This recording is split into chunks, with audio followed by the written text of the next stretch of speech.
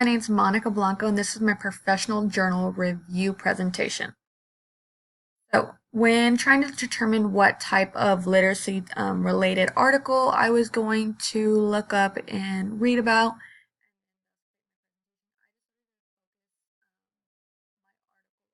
vocabulary.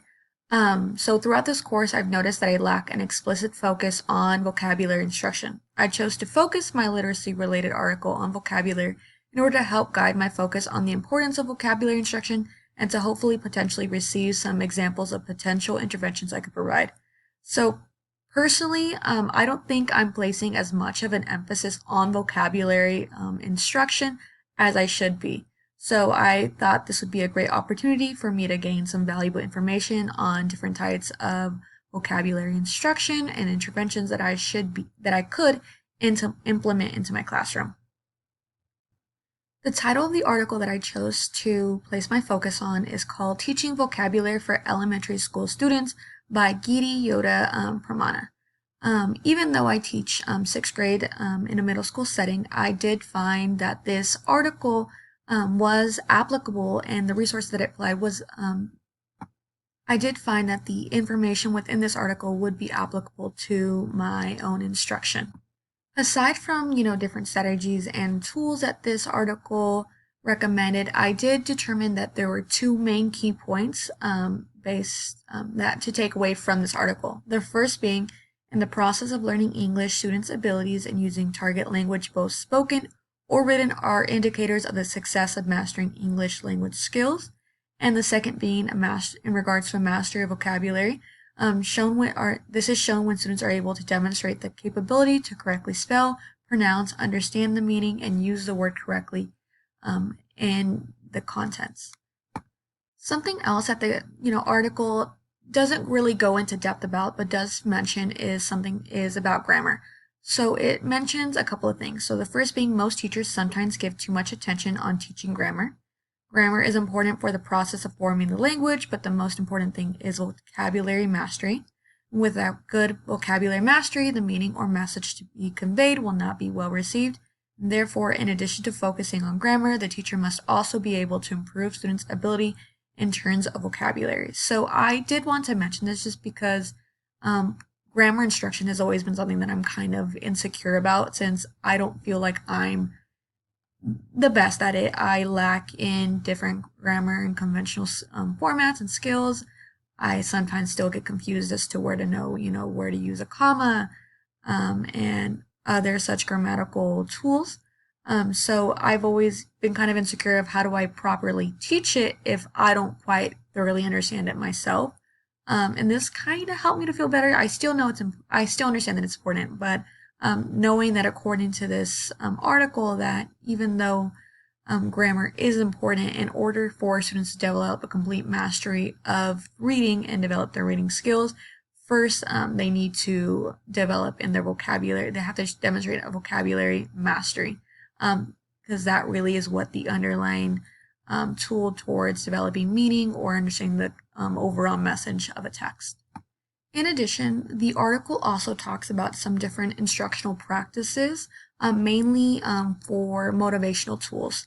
So according to the article, the best way to help students develop their literary skills is to keep them motivated and engaged throughout the learning process. So according to the text, interactive media is one of the tools that greatly influences student motivation and engagement towards vocabulary during the vocabulary learning process. These interactive media tools include aspects such as video, pictures, games, singing, dancing, and other physical activities. And I'll go more into depth about this in a little bit. However, I did want to mention that, it's something that I also personally agree and is one of my personal beliefs in regards to teaching, is that in order for students to be able to learn in the classroom, they have to be engaged. And engagement is done through motivational tools that they like and are having fun with. And so I very much agree with what this article says, that, they learn best when they're able to see things through pictures and videos, but also able to have fun with it. In aspects such when they're playing games, singing and dancing, and having other physical hands-on activities. The text also goes on to mention one of the more commonly used but most ineffective methods in regard to literacy development, which would be word repetition. So this is actually something that I remember learning when I was younger in, third, fourth, fifth grade, is whenever coming across new words or your sight words, your vocabulary keywords, the teacher would say it and then we were expected to repeat it. Or the teacher would say the word and we were expected to be able to spell it out on a sheet of paper. So it really talks about how this word repetition is not an effective use. The students aren't engaged they're not engaged throughout the learning process, they're not motivated to learn, and it wasn't really seen to have the beneficial or mastery takeaways that you would hope to see in regards to vocabulary and literacy development. It's just something where you expect the student to memorize it and blurt it out, but doesn't really help to develop to demonstrate an overall understanding or meaning of the word. So this is something that the article explicitly states is not effective. Do not use it in your classroom. Teachers have done it for years, and it's not showing the results that we hope to see. So implications on classroom instruction. So I actually took away a couple of these, and all of my implications are going to tie back to the motivational tools that I mentioned previously. But one of the first implications on classroom instructions that I took away is that I need to include more visuals. So it was noted that pictures help to provide students with an attractive visual content and encourage students to think deeply and infer the meaning. So something that I already currently do in regards to vocabulary instruction within my classroom is that I have my students create their own vocabulary posters that I post, that I have somewhere displayed in my classroom. What I mean by that is that, I give my students, a word bank where they each just choose one word, and they are to create a poster using Canva where they have to state the word, give the meaning straight from the textbook, write the meaning in their own words as to what it means to them, and then provide a visual along with the poster. And then I print those out in color, and then I display those in my classroom. So I have always found that to be beneficial, and the students love making the posters, and they get so excited when they see theirs is chosen to be displayed in the classroom. However, something that I think I need to be more intentional about is referring back to those posters during instruction. So we kind of put those up, and when it comes to our academic discourse, sometimes if I remember, I'll be like, oh yeah, maybe instead of saying that word, what word could we say from our word bank here using their posters? However, other than that, I don't really refer back to them.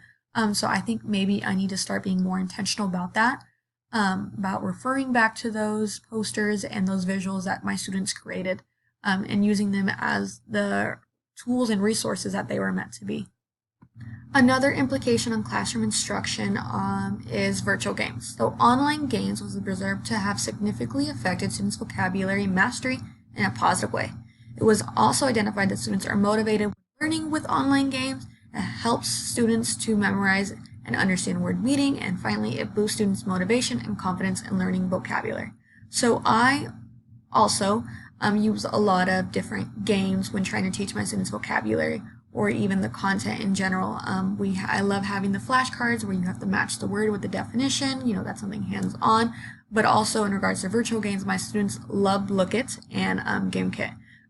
Although I was starting to get worried that I was referring back to it a little bit too much, just because it was something that I knew my students loved and enjoyed. So I was starting to think maybe I needed to stop using these virtual games as much, and try doing more hands-on vocabulary instruction. However, according to this article, it states that, using these virtual games for vocabulary instruction is perfectly fine. It is a positive, it has positive results, and it keeps the student motivated. So I guess if it works, just keep doing it, and I know my students like it, so I'll probably just continue on. However, when I continue on my research, if I start to see articles stating that maybe not using it every time for vocabulary instruction is not the best way to go, I might have to stop on that. So a final implication on classroom instruction that I took away from this article is in regards to songs. So songs were noted to be beneficial for students to enhance the vocabulary mastery. Students can imitate the pronunciation of words.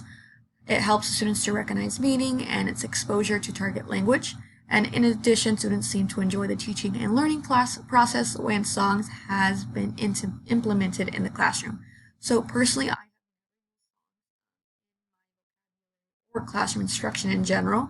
However, I have noticed that our math teacher in my building does have my students come up with their own songs, specifically raps, when trying to demonstrate an understanding of their curriculum or even their vocabulary words, and I have noticed how engaged my students are throughout that process.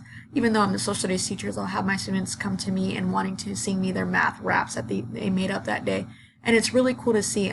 So I would love to actually have a conversation with him as to how exactly that process goes, what his instructions are, what ways does he help guide the students throughout that process, because according to this article, that is something that is extremely beneficial for students, is implementing songs when demonstrating to your students or during vocabulary instruction. So I would, something that I probably need to get to do is sit down with him and, learn a little bit about his techniques and exactly how he does this.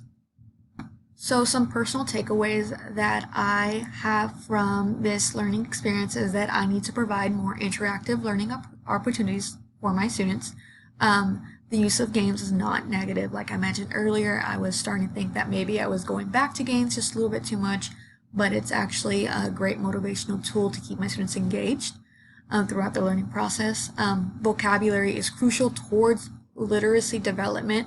I think I mentioned in the beginning of this video, but I've, placed a huge focus in my classroom in regards to comprehension and fluency. And I have learned throughout this course that I haven't been playing as much as an emphasis on vocabulary as I probably should have. So that is something that I need to work on, especially in order to help my students and my struggling readers develop in their literary skills. So I need to start making sure that I, place more focus and am explicitly teaching vocabulary within my classroom. And obviously, I still have a ton more research to conduct, not only just for this class, but just in general, in order to improve on my teaching abilities and to help my students grow as readers. So my plan for action involves three things. Include more interactive vocabulary activities. As noted throughout the article, interactive vocabulary activities are one of the most beneficial ways to motivate my students and keep my students engaged throughout the vocabulary learning process, and overall this will help with their literary development. Also, I need to start working on collaborating with colleagues. I am a new teacher, but I work with, colleagues who have a lot of, tips and helpful tools that they can provide me with, or in regards to many things, including literacy development for our students. So I would love to get together with some of my colleagues in order to gain some of those tools and ideas from them. And finally, continuing the research. So there's a lot of research out there in regards to literacy development, and it's there to help educators like me expand my learning and learn different tools and techniques that I can apply to my classroom. So I would love and need to continue doing research on topics such as literacy development that I could apply into my classroom. And then finally, this is my reference page. So thank you guys so much for listening. If you have any questions, please feel free to comment below. Thank you for listening. Bye.